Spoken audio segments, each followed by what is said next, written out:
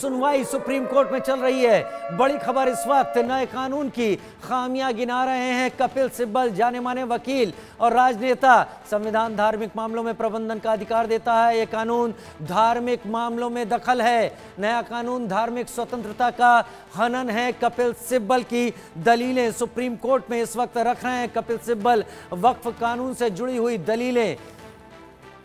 अगली बड़ी खबर, ये कानून अनुच्छेद 26 का उल्लंघन। कपिल सिब्बल जोर देते हुए कह रहे हैं अनुच्छेद 26 का ये कानून उल्लंघन है, लेकिन सीजीआई ने इस पर भी उनसे सवाल पूछे। हालांकि उन्होंने कहा नए कानून में कई बंदिशें लगाई गई हैं, यह कानून बुनियादी आवश्यकताओं का हनन करता है। सुनवाई के दौरान सीजीआई ने कपिल सिब्बल को टोका और ये कहा समय कम है, केवल बड़ी बातों पर ही ध्यान फोकस करें तो ज्यादा बेहतर होगा। सीजीआई ने जोर दिया इस बीच कि भारत में तो ऐसा होता है, आर्टिकल 26 तो यूनिवर्सल है और ये पूरी तरह सेकुलर होता है और सभी पर लागू होता है। आर्टिकल 26 के हनन की बात कपिल सिब्बल लगातार उठा रहे थे इस दौरान जब सुनवाई हो रही थी। आर्टिकल 26 की बात करते हुए जस्टिस विश्वनाथन ने भी सिब्बल को काउंटर किया और कहा इसमें प्रशासनिक गतिविधियों के बारे में बताया है, इसको धार्मिक गतिविधियों के लेकर कंफ्यूज नहीं करना चाहिए।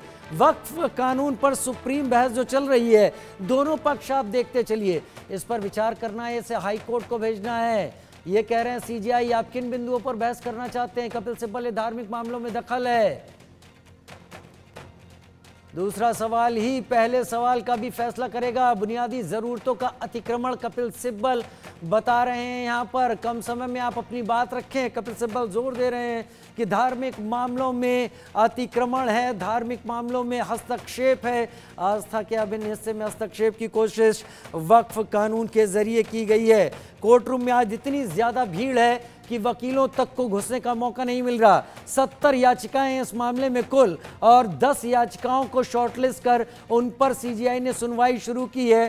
कहा एक साथ सभी पर सुनवाई संभव नहीं है।